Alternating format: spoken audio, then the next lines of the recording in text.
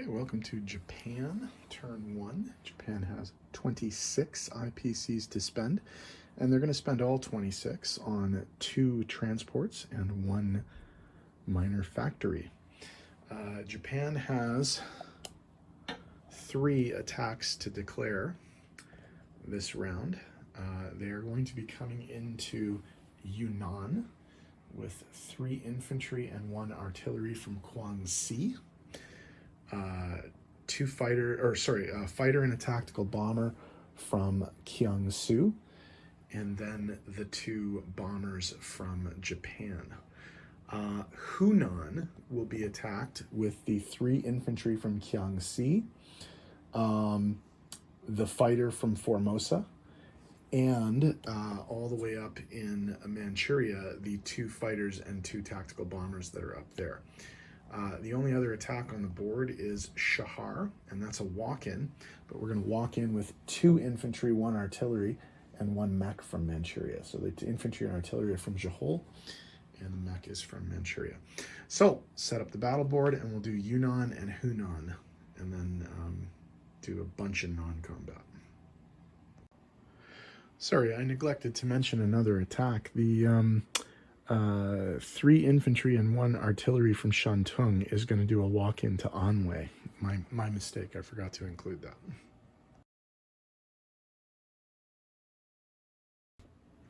Okay, in the battle for Yunnan, the Japanese are coming in with 3 infantry, 1 artillery. So 2 unsupported at 2, 1 supported, or 2 unsupported at 1, 1 supported at 2, and then of course the 2 for the artillery. We have 1 fighter at 3, 1 tactical bomber at 4 with the combined arms, and then 2 strategic bombers at 4. We have 2, 4, 5 hits. We only needed 4, so this is good for the Japanese. They have taken out all of the Chinese units on the first roll. China has 4 infantry to defend with,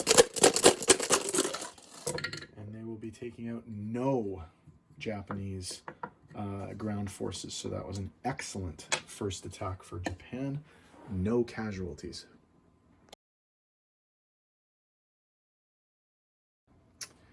Okay, for the attack on Hunan, the Japanese are once again coming in with 3 infantry and 1 artillery. So 2 unsupported and 1 supported with the artillery. 3 fighters at 3, 2 tactical bombers with combined arms at 4. Needed 2 hits, got 3 hits, so that's all we need. So Japan has once again killed everything in the first round, and China gets to defend with 2 infantry and gets 2 hits. Wow, surprising. Okay, so the Japanese take the territory with 2 casualties.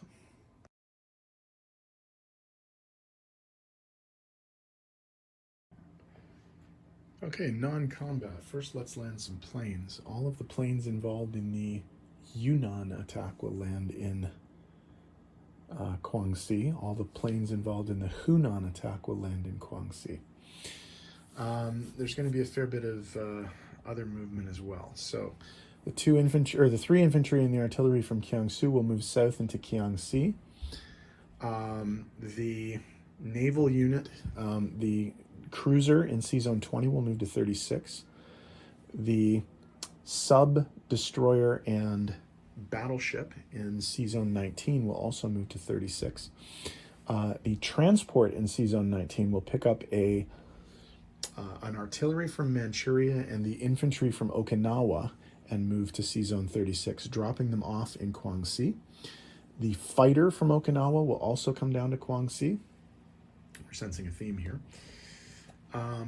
Up north, what we're going to see is 4 infantry and 1 anti-aircraft from Manchuria moving into Johor, 2 infantry and the fighter from Korea moving to Manchuria. The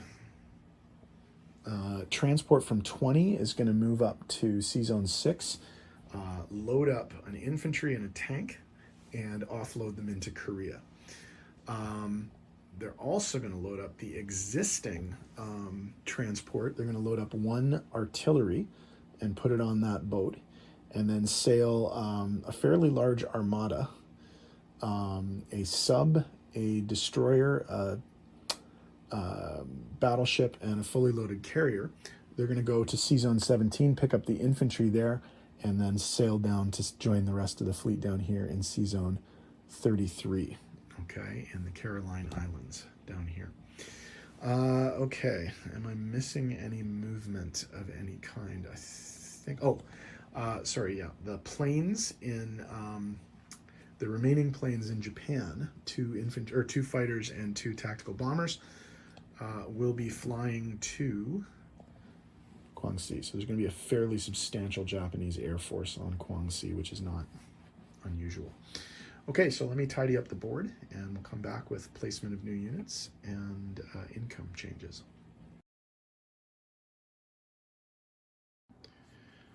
Okay, in terms of the placement of new units, the Japanese are building 2 more transports, which are going to go here. And they're building a factory, and I debated about this. I wanted to actually try one in Manchuria, but I think I'm going to go with my usual spot for this and put it in Kiangsu because it's a little bit closer to the action in the south, and they can always come north if they have to. So in terms of income, the Japanese are going to pick up 1, 2, 3, 4 IPCs at the expense of the Chinese. So they go from 26 to 30, and China goes down from 12 to 8.